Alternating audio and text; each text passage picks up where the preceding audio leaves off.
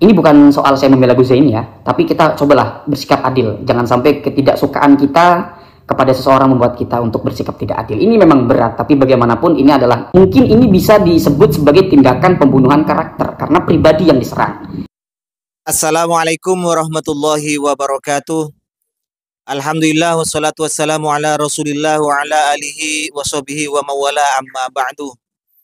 Seluruh kaum muslimin dimanapun berada, semoga Allah subhanahu wa ta'ala senantiasa memberikan rahmatnya, taufiknya, hidayahnya, maufirahnya, memberikan kelancaran rezeki dan kesehatan kepada kita semua, menjadikan kita orang-orang yang beruntung, baik di dunia ini lebih-lebih kelak di akhirat. Amin Allahumma amin. Saya tahu masalah Gus Zaini ini yang sekarang sedang di framing, bahkan difitnah, dicap sebagai pelacur. Tak ubahnya bagai seorang pelacur. Saya tahu masalah ini karena dikirimi oleh salah seorang teman. Setelah saya cari-cari di YouTube, saya ketemu dengan kontennya Gus Hanif. Dulu beliau adalah teman saya, ya sekarang tetap teman saya. Kita sering masih WA chat dengan beliau. Dulu sama-sama membela Aswaja dari rongrongan paham Wahabi. Dan beliau sekarang kita tahu bersama bahwa beliau berada di pihak Kiai Haji Imaduddin Utsman dalam masalah nasab ini. Saya lihat tonton beliau itu, channelnya, kontennya sampai selesai. Akhirnya saya dapat kesimpulan, tapi saya masih cek langsung keberadaannya, kebenarannya terhadap yang bersangkutan. Ternyata kasusnya seperti ini. VN Gus Zaka atau Gus Zaini yang bocor dan di-upload oleh orang-orang yang mungkin kontra dengan beliau, di framing sedemikian rupa, pelacur lah, apalah sebagainya. Saya cek kebenarannya, apa sebenarnya yang terjadi. Beliau Gus Zaini atau Gus Zaka ini pada suatu hari ke Jakarta, ketemu dengan Habib atau orang lah begitu. Ditawari untuk ikut menjadi semacam dengan Gus Romel, dengan Gus Romel, membahas masalah nasab, membela masalah nasab Bang Lui.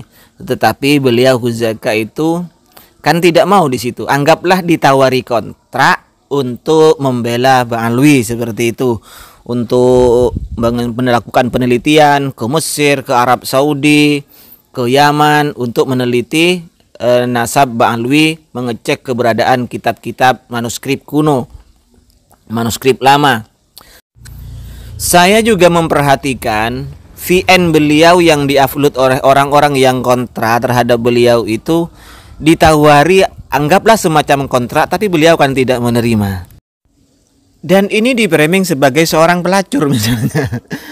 Begini ya, pelacur itu kan melawan prinsip, melawan nuraninya untuk menerima imbalan. Kita tahu bahwa Gus Zaini 1 tahun lebih ini kan getol membela Bang Alwi. Artinya berada di pihak seberang Kiai Haji Imaduddin Utsman.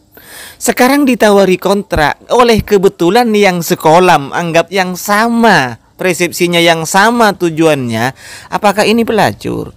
Nah, kalau pelacur mungkin seperti ini Gus Zaini itu. Ketika Gus Zaini selama ini membela Kiai Haji Imaduddin Utsman, getol membela Kiai Haji Imaduddin Utsman, kemudian ditawari kontrak oleh Bang Alwi, kemudian beliau itu pindah membela Bang Alwi, menyerang Kiai Haji Imaduddin Utsman. Ini pantas disebut sebagai seorang pelacur Gus Zaini kalau seperti ini. Padahal dari awal kan enggak. Memang satu tujuan. Gus Zaini itu di YouTube-nya saya perhatikan itu hampir tiap hari itu membahas masalah Bang Alwi dan kontra terhadap pendapat-pendapatnya Kiai Haji Imaduddin Utsman dan teman-temannya. Apalagi dalam voice note tersebut Gus Zaini ini kan tidak mau menerima kontrak karena masih berpikir ini dan itu. Andaikan diterima ya, andaikan diterima kontrak tersebut, apa salah? Wong itu upah kerja misalnya. Apa salahnya? Andaikan diterima. Masa orang bekerja meninggalkan istrinya misalnya, meninggalkan keluarganya ke luar negeri sampai seperti itu? Masa kalau diberi upah dianggap pelacur sih? Sebelumnya saya mohon maaf terhadap semuanya, baik yang pro ataupun yang kontra terhadap beliau. marilah kita dalam masalah ini, ranah pembahasan nasab ini kita diskusikan secara ilmiah saja. Tidak usah menyerang masalah pribadi itu. Jadi tampakkan kita itu adalah seorang yang ahli ilmi, bahaslah nasab itu secara ilmiah. Saya sudah tidak akan membahas masalah nasab, saya lebih fokus untuk membahas masalah Wahabi itu. Cuman jangan sampai ada framing seperti ini, pelacur apa-apa, dan sampai itu dikutip masalah percintaannya. Apalah, siapa itu seorang perempuan, Rara siapa itu yang ada di voice note-nya itu. Begini ya, kalau Rara itu dianggap sebagai selingkuhannya, masa mau diupload oleh Guzaini itu?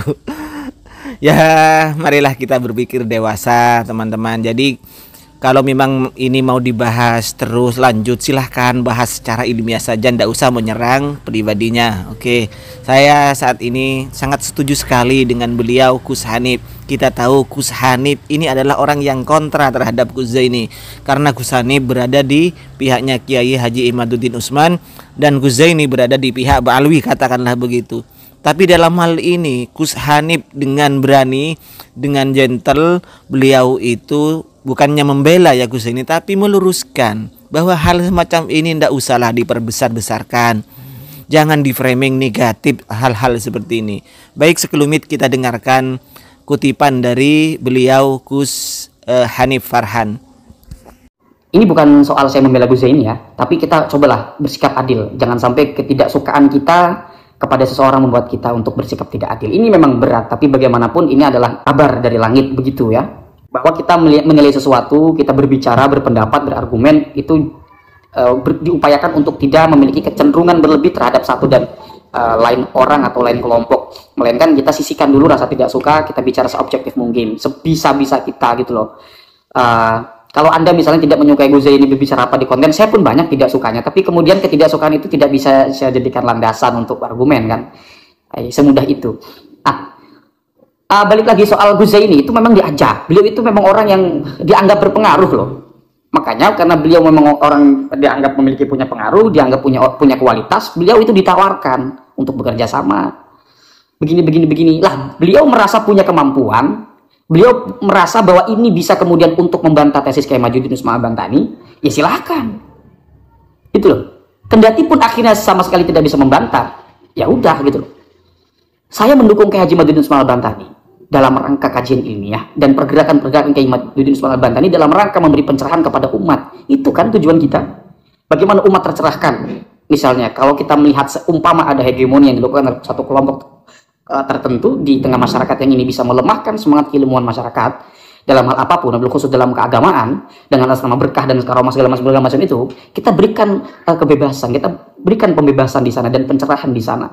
Itu kan tujuan kita, yaitu sama-sama mengawal Undang-Undang Dasar Negara Republik Indonesia, yaitu mencerdaskan kehidupan bangsa dan memelihara rakyat miskin atau menyejahterakan masyarakat miskin. Itu kan cita-cita kita bersama kok ini.